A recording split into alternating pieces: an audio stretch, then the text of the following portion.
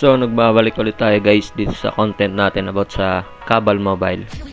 Okay, so kung napanood nyo yung previous video natin kahapon, is ito na yung kadugtong nun. Kung ano na yung mga gagawin nyo or yung iba nyo pang gagawin.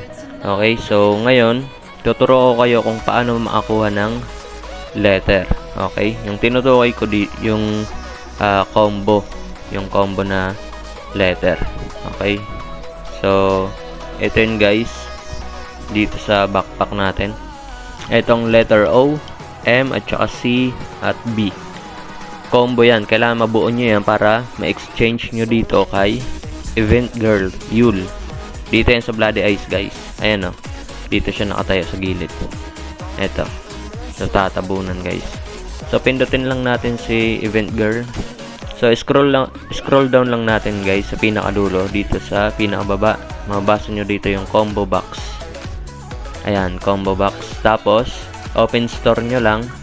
Tapos eto na yun guys, yung box na yun. Kailangan nyo dito guys ng times 1 na letter C, times 2 na letter O, at saka M times 1 at B times 1 din. So ito yung mga kailangan nyo para mabili nyo to. So ngayon, paano natin makukuha ng mabilisan yung mga letter? Kasi marami akong nakikita nagpo-post sa Facebook na mali yung way nila para makakuha ng mabilis ng ganito. Okay, ngayon tuturo ko kayo ng tricks about dito para makakuha agad ng letter ng mabilis. Ito talaga yung pinakamabilis guys. Okay, so umpisa natin. Punta kayo dito sa dungeon guys, dito sa main nyo. Tapos dito sa tapos basahin nyo dito yung dungeon ulit dito. Eto, pindutin nyo lang yan. Tapos teleport tayo dito sa Ruina Station. Ayan, eto guys, eto. Yan, so pindutin nyo yan. Tapos confirm nyo lang para mag-teleport kayo doon. Okay, yung gagawin nyo dito guys is papasok lang kayo. Pwedeng item entrance yung gamitin nyo kung meron kayong pang entry or 150 gems. So huwag kayong masayangan dyan sa gems nyo kasi yan talaga purpose dito sa closed beta testing. Okay, pindutin natin yung 150. Okay, so ngayon pwede nyong auto quest yan kung hindi pa kayo familiar dito sa dungeon na to.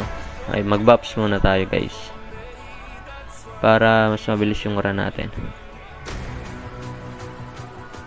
Okay, so mamaya tuturuan ko pa kayo guys kung maliban sa paglulot ng ng letters na to, tuturuan ko pa kayo kung paano kayo makakuha ng mga katulad ng mga segmental na items pang appearance para mas pumorma yung karakter natin. Kumbaga gagawin natin costume since na hindi pa natin ma-equip yung segmental. Okay, so diretso na tayo dito.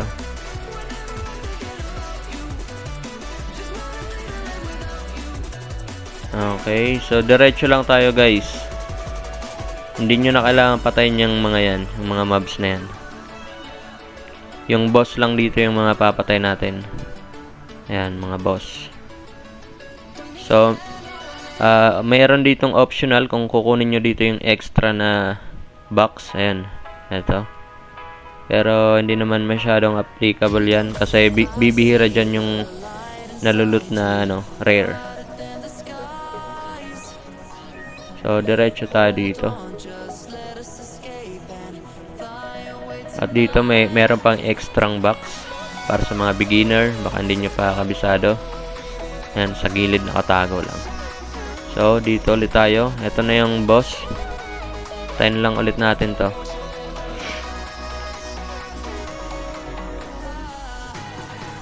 Okay, so dito yung malapit na tayo sa kung saan makukuha yung mga letters ng mabilis. At ito pa guys, meron pang extra box dito sa gilid. So yun na yung huling extra box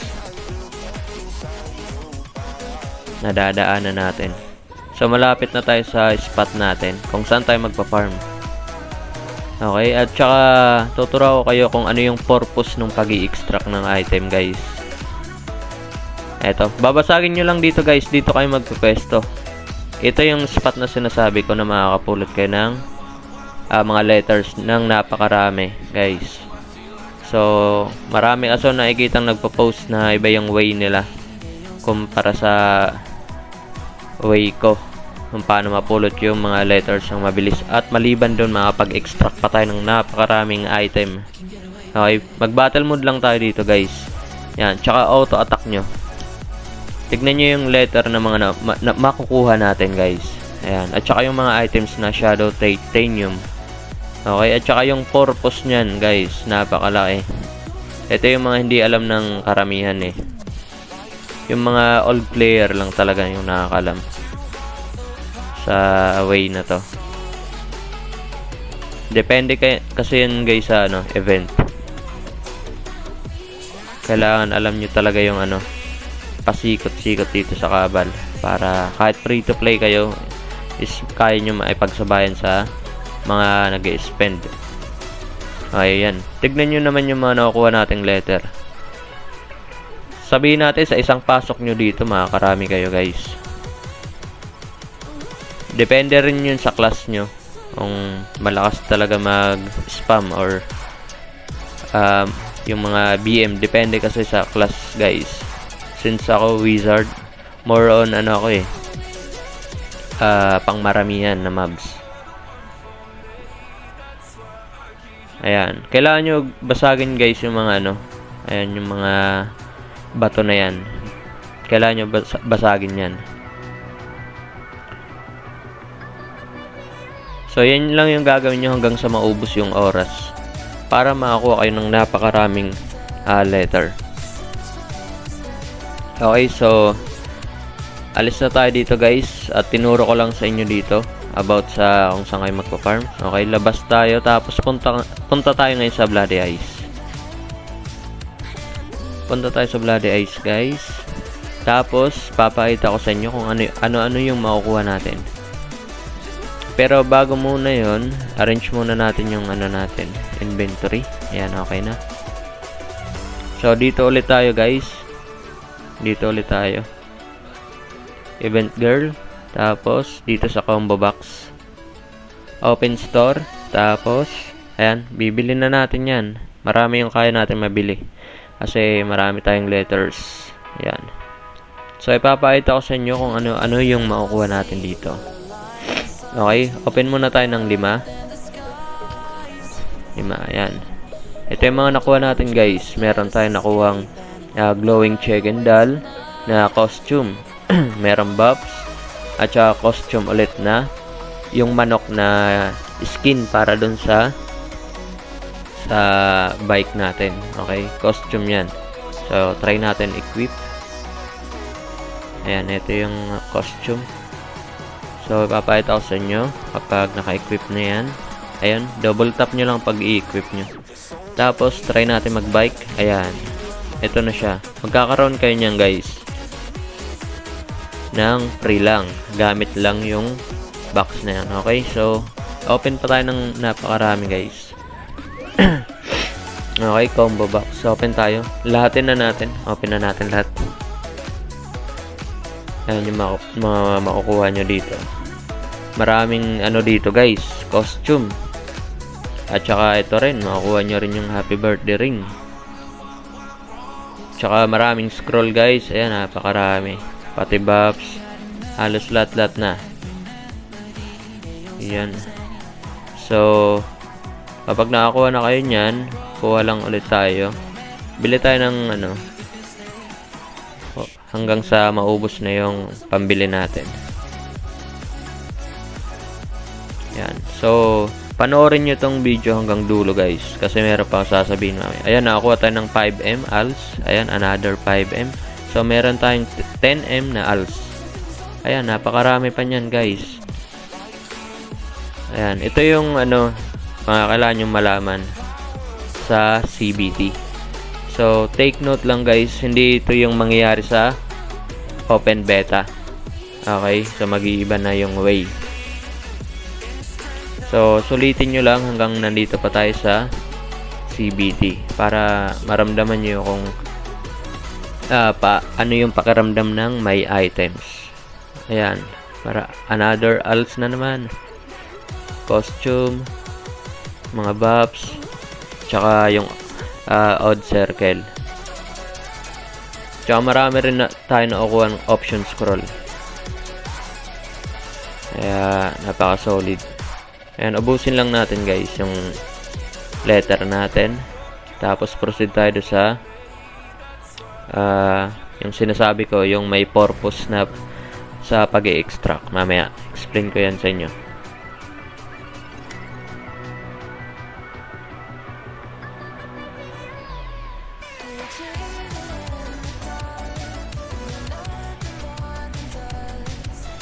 Okay, open pa tayo kung meron pa.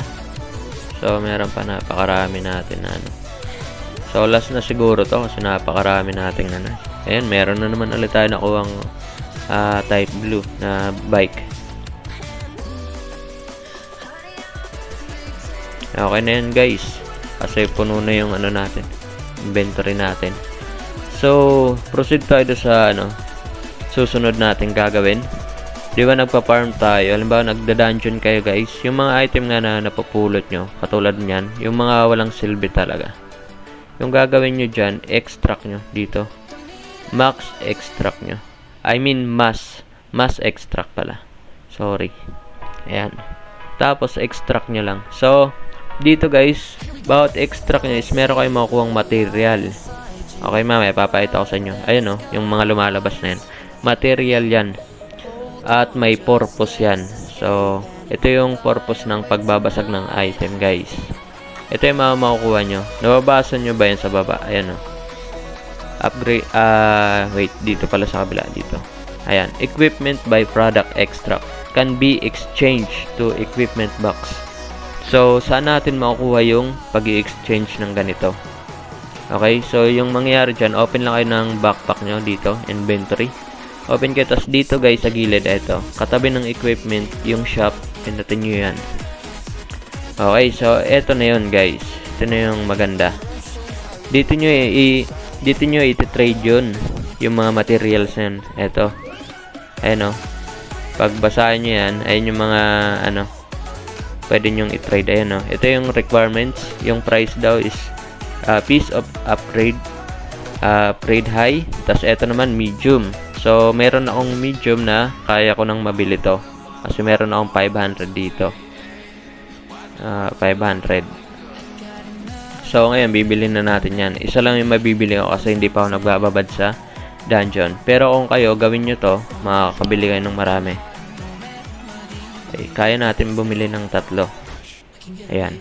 Ito na guys, yung box. So, marami kayong mabibili doon kapag marami na ayong materials. Dahil lang sa pagbabasag ng item. Ayan. Open natin to, yung box na nakuha natin. So, ito yung mga makukuha nyo. Possible na makuha nyo dito guys is yung mga segmetal. So, kapag nakakuha kayo ng mga segmetal guys na set, pwede nyong gawing ano ba tawag dito? Appearance. So, yung tinutukoy kong appearance guys, halimbawa, barin muna natin yung item natin. Example ko lang sa inyo. Halimbawa dito sa suit natin, punta kayo dito sa Core Alchemist kung meron na yung segmetal. Ayan, punta kayo dito sa Core Alchemist, tapos pindutin nyo yung Core Alchemist function, tapos dito sa upgrade.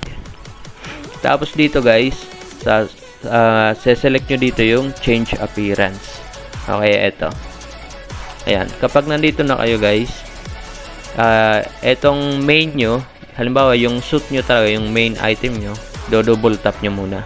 Tapos yung segmetal ngayon na suit na pang forma nyo, gagawin yung costume, lalagay nyo dito nyo ilalagay, double tap nyo rin. Tapos kapag nalagay na yun, pindutin nyo dito sa baba yung change appearance.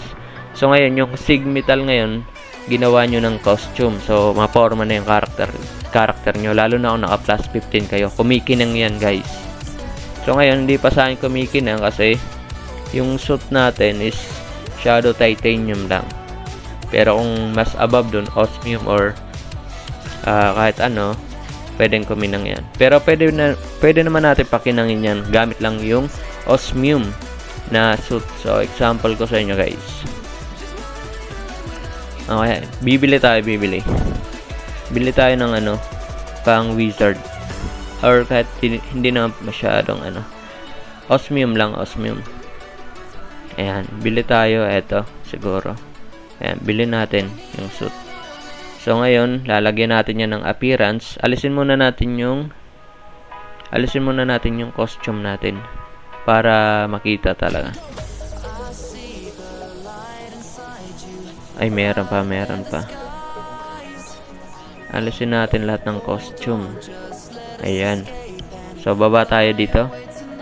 Actually, kumikinang na siya eh. Ayan o, Shadow Titanium. Kumikinang na, pero hindi masyado ganun kakinang. Ngayon yung gagawin natin, ano natin to. Lalagyan natin ng appearance yung suit natin para maging osmium yung datingan. Kumbaga, ipipekay natin yung ano natin, set natin. Kung wari naka-osmium set tayo. Ayan. Ito na guys. Ito yung main ko. Ito yung pang-appearance. So, dito naman sa baba, isa-set nyo kung ilang araw. Kung ilang araw yung appearance nyo mag-i-expire. Meron ditong choices, 1 day, at saka 3 days, at 7 days. So, select natin yung 7 days. Yung cost niya is 291 lang. Change appearance natin, guys.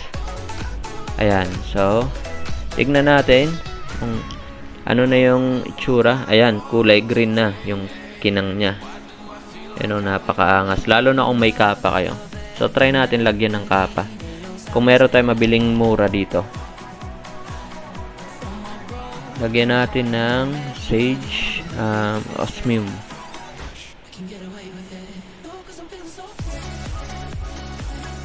Or shadow pala, shadow. Kasi shadow yung set natin eh.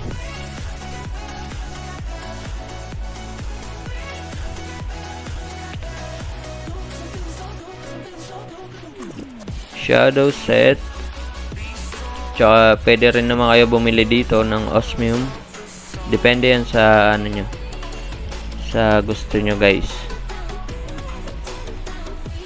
Ay, mali pala ako. Mali pala ako. Kasi kapag naka-appearance pala guys, nakalimutan ko. Kapag naka-appearance kayo, kung ano yung appearance nyo, ay bili tayo nyan.